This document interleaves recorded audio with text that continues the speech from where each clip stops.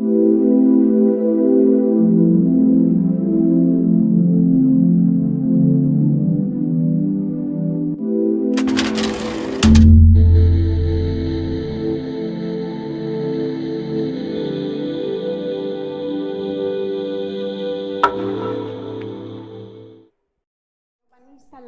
el PowerPoint, pero puedo empezar porque tengo unas primeras palabras dedicadas a ti. Aprovecho. Muy buenas tardes o días todavía. Agradezco mucho mi participación en este homenaje al doctor Pérez Rincón. Yo les quiero contar que mi trayectoria como historiadora ha estado acompañada por las enseñanzas del doctor Héctor Pérez Rincón, pero sobre todo por su apoyo en momentos muy importantes de mi vida académica. Lo conocí en este instituto cuando daba mis primeros pasos en el terreno de la investigación, si no mal recuerdo, hacia 1985 u 86. De esto hace más de 30 años. En ese entonces, yo acudía diariamente al centro de documentación, donde consultaba revistas de psiquiatría, que como todavía es frecuente hoy, daban cabida a secciones de historia o de humanidades. En ellas buscaba artículos sobre historia de la locura y de la psiquiatría,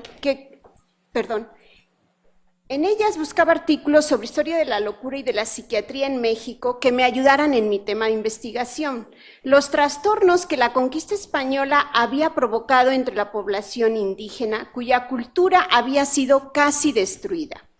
Un buen día, quien amablemente me atendía en mis pesquisas bibliotecarias y cuyo nombre no puedo recordar, pero a quien le estoy muy agradecida, acaso sorprendido porque únicamente le solicitaba artículos de historia, me preguntó: ¿y tú qué estás buscando? Al saber mi interés por la historia colonial, pero sobre todo por la historia de la psiquiatría, sin dudarlo un momento sentenció: tienes que conocer a Héctor Pérez Rincón. Fue así como se inició una fructífera relación que hoy perdura. Primero, en la investigación que llevé a cabo y que fue sobre la postura de la Inquisición ante quienes disparaban, desatinaban o simplemente escandalizaban con sus locuras, y que condujo a mi tesis de licenciatura y después a su publicación como libro en el Fondo Económica, gracias a los buenos oficios de Héctor. Posteriormente di un salto de varios siglos e inicié mis trabajos sobre el manicomio de la Castañeda y las Granjas. También ahí Pérez Rincón estuvo presente y en uno de tantos encuentros intercedió para que entrevistara al doctor Ramón de la Fuente.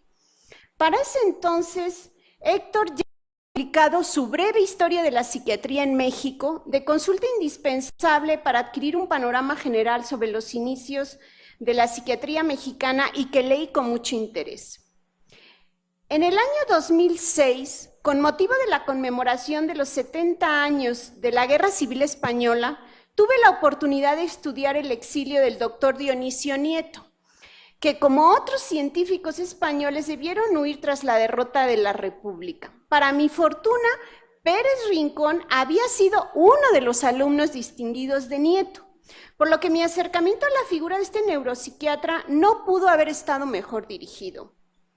Aunque la ajetreada ciudad no siempre me ha permitido visitarlo con frecuencia, la comunicación nunca se ha interrumpido. Como buen maestro, de tanto en tanto recibo un correo donde me inquiere: ¿ya leíste esto? ¿Ya leíste aquello? Con el correspondiente PDF que ahora facilita el acceso a las publicaciones. Como muestra de mi agradecimiento, en este homenaje presento un trabajo que es producto de la trayectoria que ha seguido la historiografía de la psiquiatría en los últimos 40, 50 años más o menos. Como ven, el título dice apto para vivir en familia. Ese es un concepto de la psiquiatría, no es mío. Ahorita vamos a ver qué quiere decir. Y les voy a hablar del manicomio de la Castañeda, que como también ustedes saben, se fundó en la Ciudad de México en 1910, fue demolido en 1968, y a través de un estudio de demografía psiquiátrica podemos conocer muchas características de la población que tuvo este manicomio, y yo básicamente voy a hablarle de ingresos y altas. ¿Por qué? Como les decía, las tendencias historiográficas de los últimos años han marcado un derrotero que va como de arriba hacia abajo. La historia de la psiquiatría primero empezó estudiando las instituciones, muy influida por la historiografía de Michel Foucault.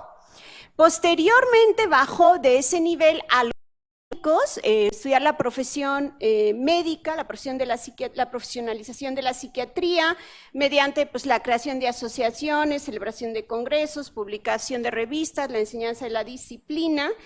En este esfuerzo por legitimar, institucionalizar y dar, digamos, legitimidad a esta especialidad médica. Y en los últimos años la preocupación se ha centrado en los pacientes, sobre todo en la vivencia de la experiencia de enfermar.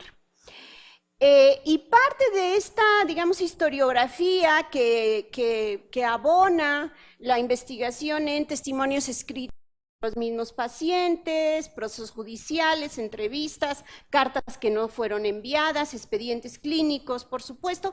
Tenemos una fuente maravillosa que son los libros de registro, de donde se puede construir una historia cuantitativa. Este acercamiento desde la historia cuantitativa nos va a permitir comprender la dinámica de grandes poblaciones que son las que se encuentran en los manicomios, ya que pasan de cientos de pacientes a principios del XIX a varios miles a mediados del siglo XX. En el caso de México, los libros de registro que se conservan en el manicomio de la Castañeda nos dan toda esta serie de información que sirve para identificar al paciente. Además de la fotografía, pues se consigna el sexo, la edad, el lugar de nacimiento, el lugar de residencia, la ocupación, el estado civil, quién remite al enfermo, fechas de ingreso y de egreso que permiten medir los tiempos de internamiento, el número de reingresos, la causa del alta y el o los diagnósticos. En el caso de la Castañeda, este acercamiento desde la metodología cuantitativa nos permite asir los 61.480 pacientes que fueron atendidos entre 1910 y 1968. Y que como otros manicomios en el mundo conoció momentos muy severos de sobrepoblación. En el caso de la Castañeda, estos momentos críticos son en la década de los 40, donde llegó a albergar 3.400 pacientes.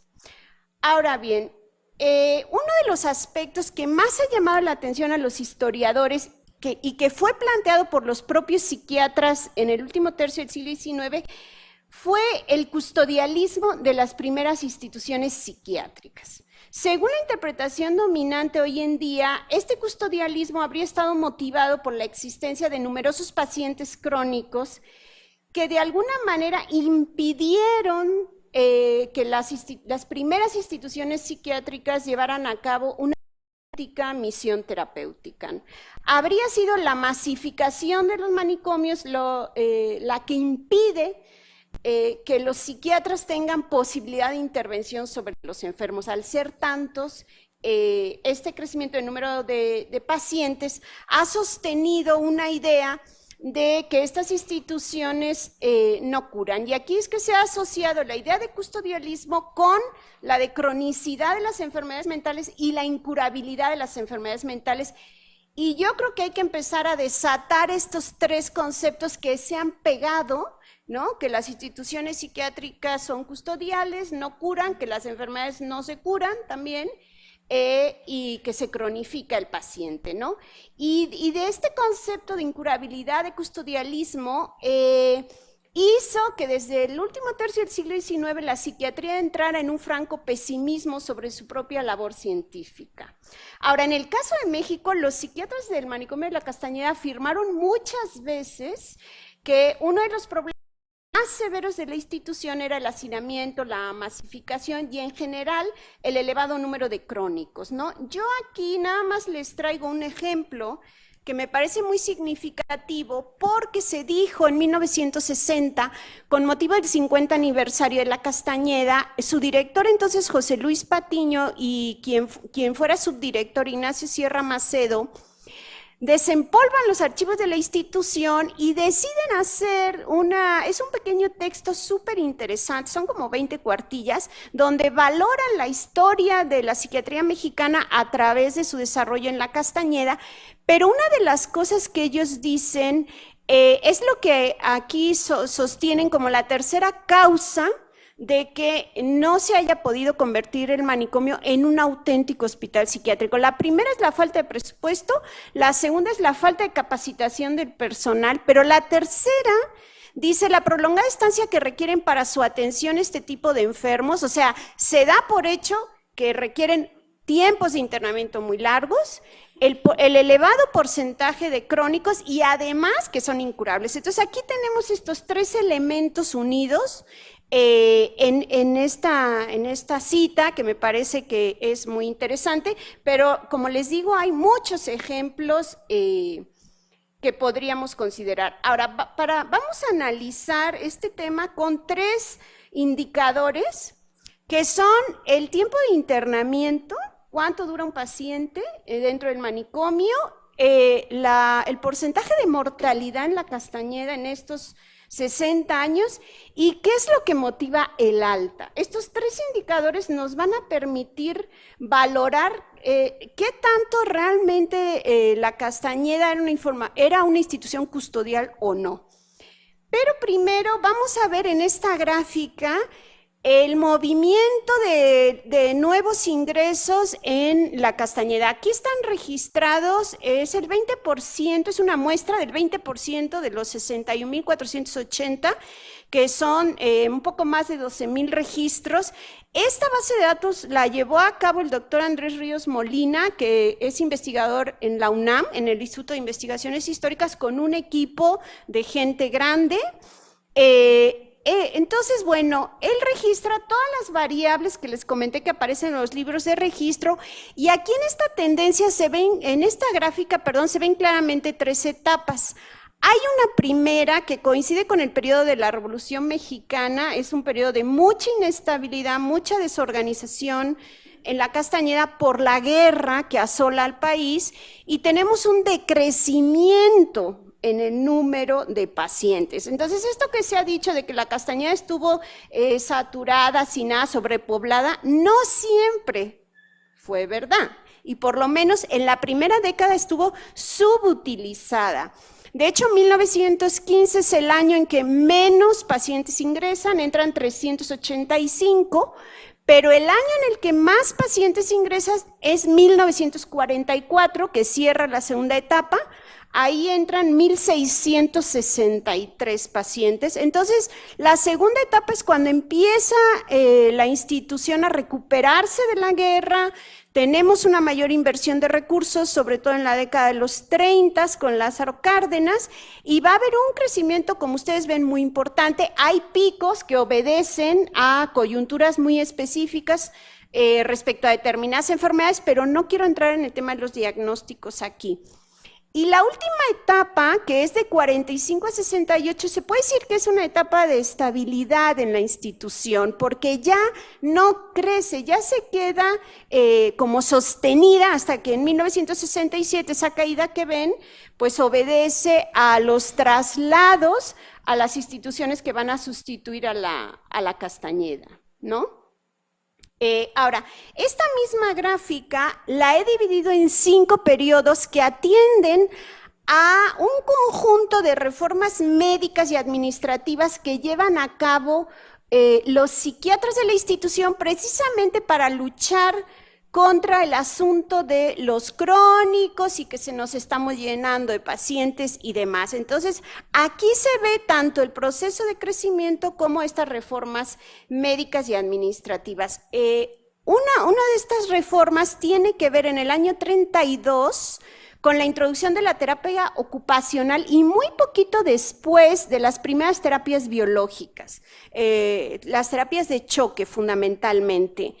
Y 44 es un año en el que finalmente se va a abrir para enfermos mentales de León, Guanajuato, un proyecto muy acariciado por el doctor Guevara Oropesa, al que se le va a dar luz verde se inaugura en 45. Y 1960, que es la otra fecha que estoy marcando ahí, tiene que ver con que a partir de ese año comienzan a crearse más granjas en el resto del país, ya no aquí en el centro, en el altiplano, digamos, donde nos encontramos. Entonces ahora vamos a pasar a analizar un primer dato, que es el promedio de estancia de los pacientes. Aquí estamos con los pacientes que ingresan por primera vez. Para todo el periodo de 1068, el promedio de estancia en meses es de 13.54. Esto significa 1 año y 1 mes y medio de internamiento. Ahora, este promedio de estancia alcanza el punto más alto en los años 32-44, que curiosamente es la introducción de la terapia ocupacional y de las terapias biológicas, pero frente a años que se venían deteriorando la institución. Habría que estudiar con otras herramientas por qué en estos años el promedio de estancia sube. Y el más bajo lo tenemos en el periodo 60-68, que es cuando ya van a empezar a salir y a ser trasladados a otras instituciones. Ahora bien, resulta muy difícil hacer un comparativo entre instituciones psiquiátricas porque cada una tiene una dinámica diferente. Hay estudios de demografía que se han hecho para hospitales en Japón, en la India, en Gran Bretaña, en España, y tenemos ahí internamientos que van en promedio desde los 6-7 meses hasta los 6-7 años, porque depende de las características de la propia institución. Entonces resulta complejo hacer un comparativo con otras instituciones. Sin embargo, no pareciera que 1 año de internamiento en promedio, 1 año con 1 mes y medio, haya sido el factor para provocar la sobrepoblación de la institución y derivar de ahí el aparentemente gran número de pacientes considerados crónicos en la Castañeda, ¿no? De la leyenda negra. Ahora, si nos vamos a ver los pacientes que reingresan por vez en la institución, o sea, sería su segundo internamiento, aquí el promedio de estancia aumenta aproximadamente en 1 mes. Pasamos de 13.5 el promedio a 14.92. Que en este caso, bueno, casi 15 meses de internamiento es 1 año, 3 meses, y nuevamente el periodo más crítico es 32-44 y el periodo donde hay menos tiempo de internamiento es el último. Sin embargo, bueno, aquí lo que hay que ver es que en el segundo internamiento el tiempo es mayor que en el primero, ¿no? Esto quiere decir que es un proceso de cronificación en el segundo internamiento, ¿no? Ahora bien, si nosotros sumamos los 2 ingresos, vamos a tener una cifra mucho más grande, ¿no?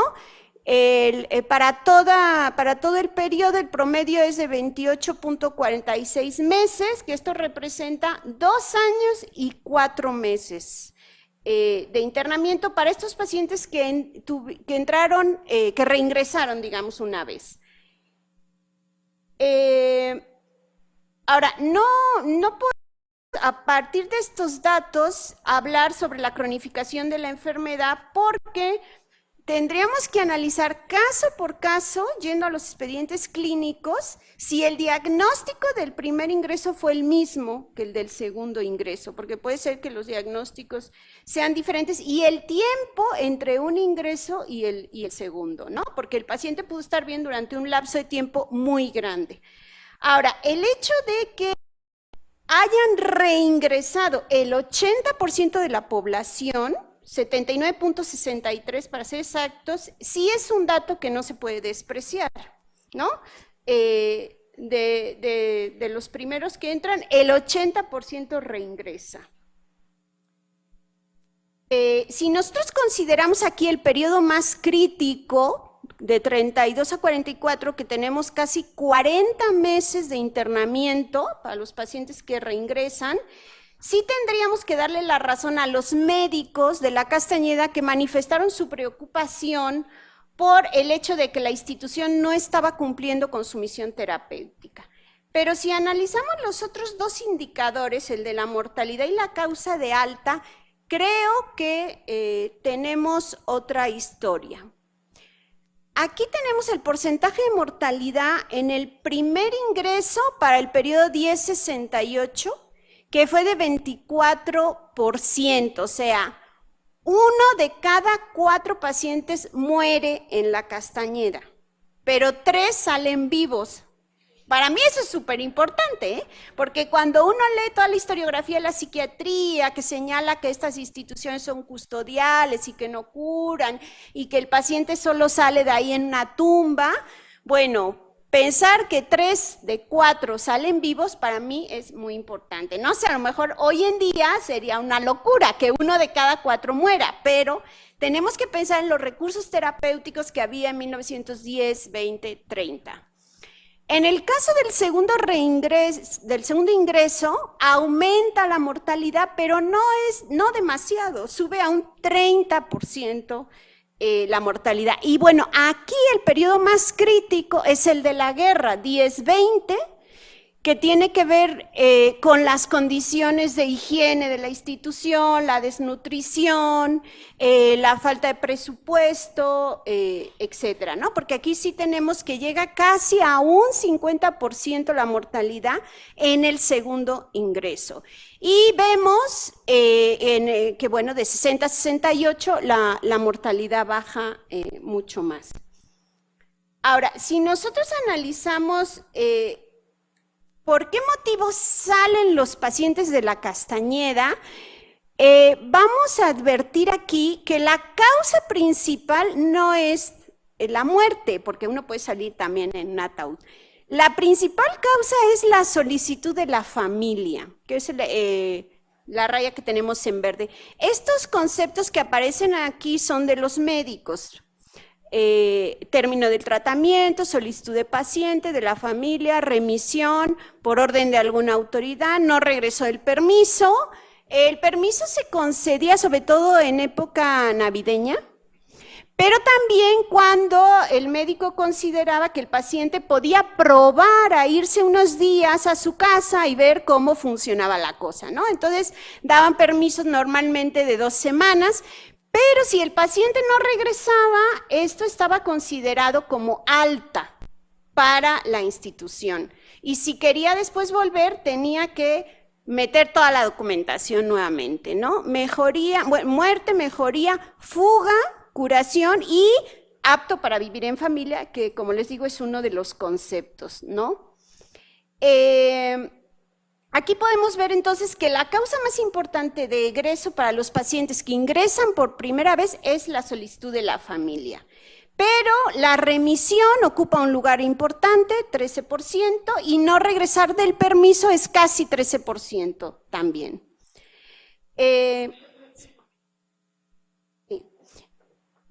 Si analizamos ahora, en el caso de los reingresos, aquí sí la muerte supera a la solicitud de la familia en 4 puntos. Me voy más rápido porque estamos contra el tiempo. Ahora bien, yo como historiadora me tomé la licencia de agrupar las altas en 2 conceptos. En curación, mejoría, puse todos los pacientes que salen por curación, apto para vivir en familia, mejoría, remisión y tratamiento.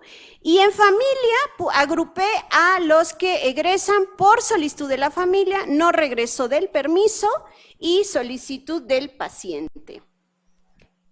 Y aquí, si nosotros las unimos, lo que vemos es que la suma de egresos por curación, mejoría o solicitud de la familia, que implica que el paciente se reintegra a la vida familiar al menos, es un 62% en el caso de los nuevos ingresos, es decir, que 3 de cada 5 pacientes se reintegran a la vida familiar y o social, ¿no? Ya sea por la intervención de los médicos o por la intervención de la familia, que como aquí se puede ver es el doble de altas que las de los médicos, ¿no?